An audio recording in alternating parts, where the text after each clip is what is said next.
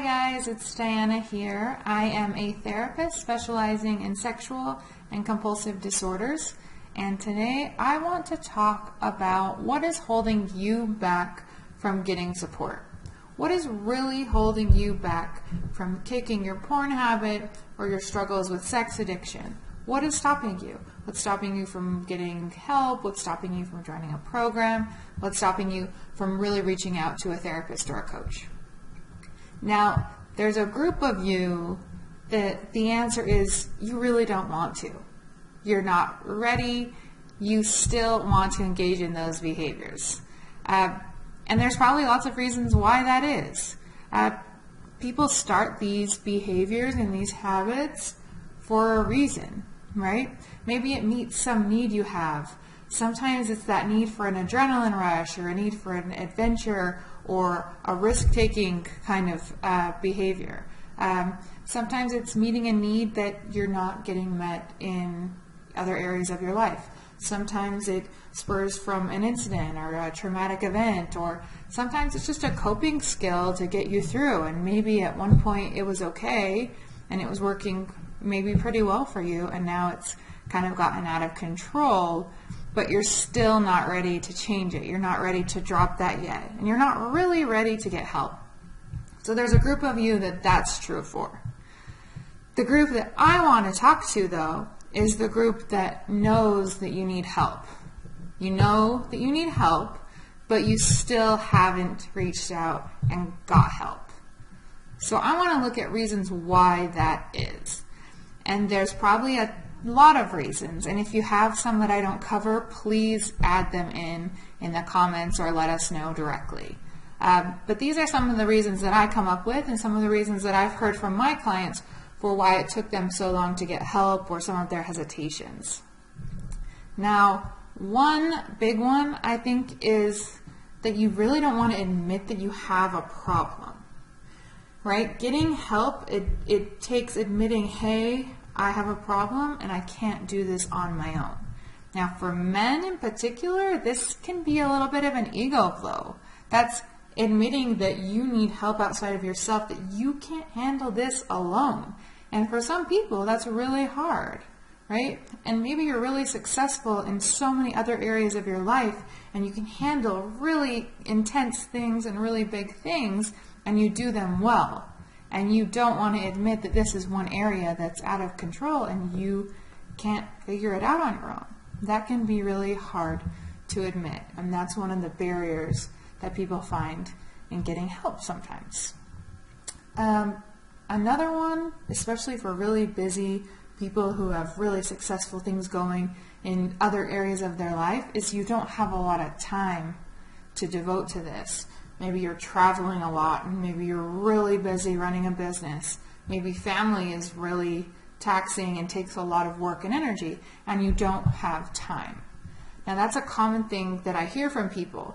I also think that it's a little bit of an excuse, because if we really look at it, even for really busy people, if you really, really want to make something happen and it's really that big of a need for you, you can usually find some time to make that work. Now, that doesn't mean that that's easy. That doesn't mean that it doesn't take maybe pulling back on other things. It also doesn't mean that maybe you really don't have time to go to a group, or maybe you don't even have time to go to an in-person therapist. That could be true. But there are other ways of getting help.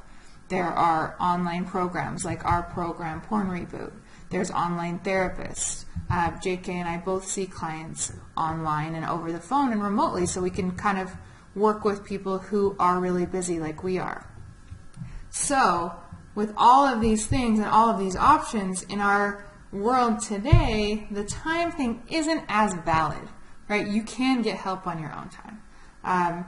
But that doesn't mean that's not a real barrier and isn't something that takes real effort to get over. So maybe if that's a barrier for you and it's a real barrier for you, maybe your motivation isn't high enough, or maybe the need that you see or the problem that you see isn't high enough to motivate you to work over that barrier. So that's a big one. The other thing that can really hold people back is that you're scared to have people find out. I mean, I've worked with some men who run really conservative companies, and they don't want the company to find out. They don't want their families to find out. They don't want anyone in their life to know that this is a problem, because that could impact them. That could impact them in other areas of their life. So they don't want to reach out in case that could happen. And they're scared, and they don't maybe know how to go about it in a way that's going to make sure that their secrets are kept secret. That's a big fear for some people, and that's a real barrier. So for that one, I would say make sure you reach out to people who can keep your stuff safe. And any legitimate company should be able to do that. They should be able to keep your information safe. But it still is a risk, and it still is a fear for some people. So that can be a big one as well. Another one is that you don't think that you can be helped. And on the other side of that, a little bit different, maybe you haven't found a company or a person who you believe really can help you. So kind of the two sides to that is, one, you don't believe you can be helped. Maybe you've tried in the past and it hasn't worked. Maybe you feel like there's no way you can get through with this. Maybe you feel like you're kind of too far gone and you can't be helped. That's one barrier. And the other side is maybe you've tried other things and you just don't like them. They don't work for you. Maybe you've tried, kind of 12-step type programs. Maybe you've read books. Maybe you've seen a therapist in the past and it hasn't worked for you. So that can be another barrier, that you really don't believe that you can be helped, or you haven't found the right fit, right? So those are all really significant barriers, and they're real barriers. I can kind of break down all of them and challenge them and sort of debunk all of them in a way, but I also know that they're real.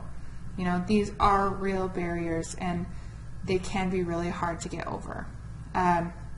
So I would challenge you, if you find that some of those are true for you, really look at it. Really look at what that barrier looks like for you and understand what it is. Is it more of a fear-based barrier and you're just scared to kind of cross over? Or is it more of a logistical barrier and you need to do some work to get over it that way? So take some time to look at it. What is it? How can you get through it?